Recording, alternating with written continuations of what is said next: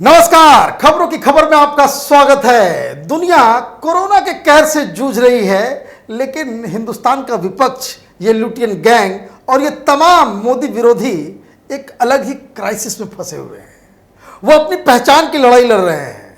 Corona से अब तक पूरी दुनिया में 20 लाख से ज़्यादा लोग इसकी चपेट में आ गए। 1 लाख से ज़्यादा लोगों की जान चली गई है। America, France, Britain, Spain, Italy, Germany जैसे बड़े बड़े विकसित देश भी लड़खड़ा गए, लेकिन पूरी दुनिया में हिंदुस्तान की प्रशंसा हो रही है। प्रधानमंत्री नरेंद्र मोदी का डंका बज रहा है। जो कमाल हिंदुस्तान में हो रहा है, उसके लिए मोदी की लीडरशिप और हिंदुस्तानियों के जज्बे को पूरा विश्व सलाम कर रहा है। यूनाइटेड नेशन यानी संयुक्त राष्ट्र, वर्ल्ड हेल्थ ऑर्गेनाइजेशन यानी WHO, world bank, IMF Modi द्वारा लिए गए स्टेप्स की सराहना कर रहे हैं। अमेरिका, कनाडा, ब्राजील, ब्रिटेन जैसे तमाम कई देश, उसके लीडर्स मोदी को एक महान लीडर बता रहे हैं।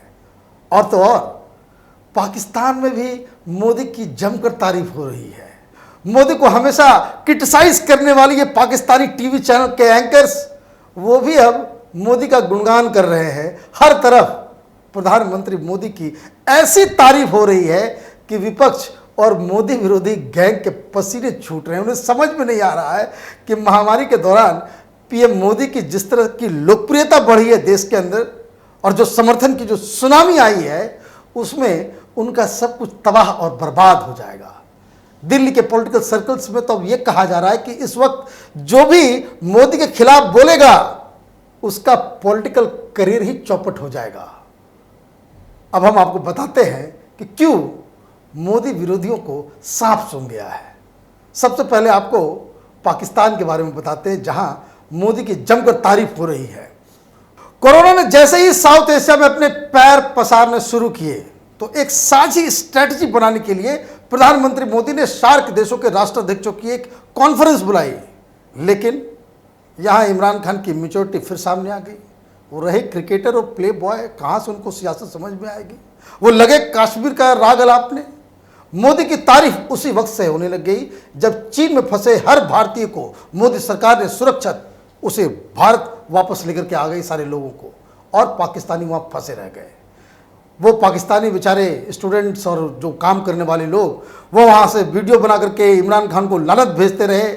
लेकिन अब पाकिस्तान के अवैध कब्जे वाले कश्मीर में यानी POK में मोदी की जय जयकार हो रही है। POK के सामाजिक और राजनीतिक कार्यकर्ता अमजद अयूब मिर्जा ने प्रधानमंत्री मोदी के 21 दिन के लॉकडाउन की सराहना करते हुए कहा कि कोरोना वायरस की महामारी से पाकिस्तान, POK और गिलगित बाल्टिस्तान की स्थिति बिगड़ रही है।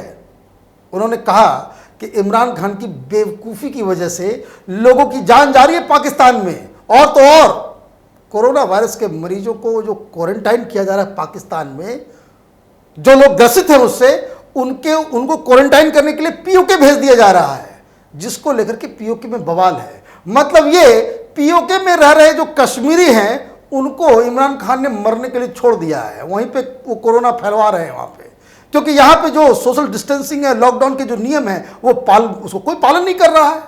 और यही सब कारण है कि पाकिस्तान की जो मीडिया, जो अब तक मोदी को गालियां देती रहती थी, कोसते रहती थी, अब वो तारीफ कर रहे हैं कि भाई कितने लोगों को, इतना बड़ा देश, उसको बचा के मोदी जो है इन लोगों को जो है वो सहूलियत प्रदान कर रहे हैं। और ये इस तरह की तारीफ सिर्फ ऐसा नहीं कि सिर्फ पाकिस्तान में हो रहा है। अमेरिका में तो कई एक्सपर्ट्स को ये यकीन ही नहीं हो रहा है कि भारत जैसे देश में एक नेता की अपील पर लोगों ने घरों से बाहर निकलना बंद कर दिया।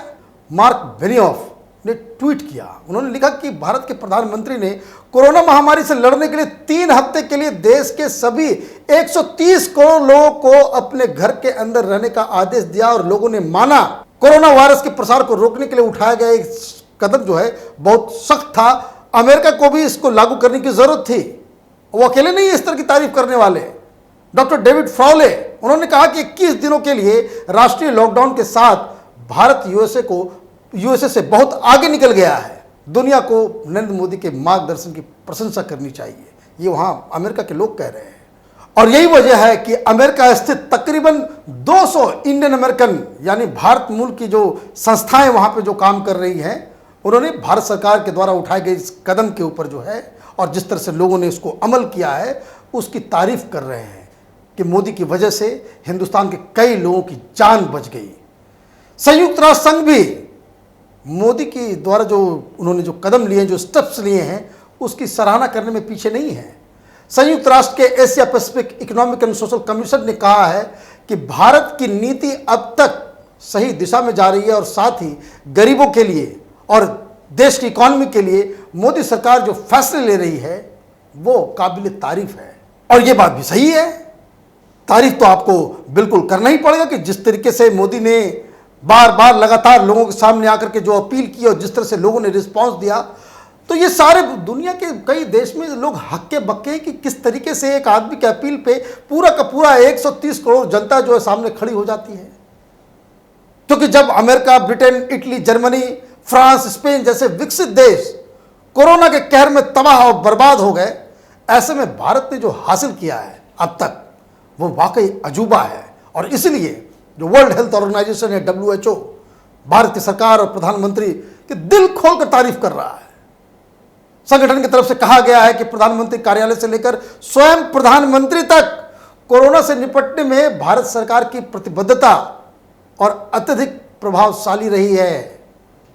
इस वजह से भारत अब तक अच्छा कर पा रहा है और यह सब तारीफ पूरी दुनिया में हो ही रही है। इस बीच वर्ल्ड बैंक की एक रिपोर्ट आ गई जिसमें कहा गया जो आरोग्य सेतु ऐप जो है वो उसकी बड़ाई हो रही है। कहा गया कि इस ऐप की मदद से एक बड़ी आबादी को कोरोना की जानकारी दी जा सकती है और कोरोना की ट्रैकिंग भी की जा सकती है और उसे फैलने से रोका भी जा सकता है।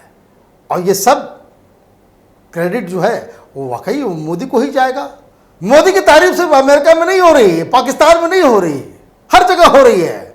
ब्राजील में भी पीएम मोदी का डंका बज रहा है। ब्राजीलियन प्रेसिडेंट ने पीएम मोदी के नाम एक पत्र लिखकर मोदी को धन्यवाद किया और मोदी सरकार ने जो वहां दवाइयां भेजी है उसकी तुलना हनुमान जी द्वारा संजीवनी बूटी लाने से उसकी तुलना कर दी है। और ये कहा है कि ब्राजील की जनता को मोदी ने वैसे ही बचाया है जैसे हनुमान ने भगवान राम के भाई लक्ष्मण की जान बचाई थी।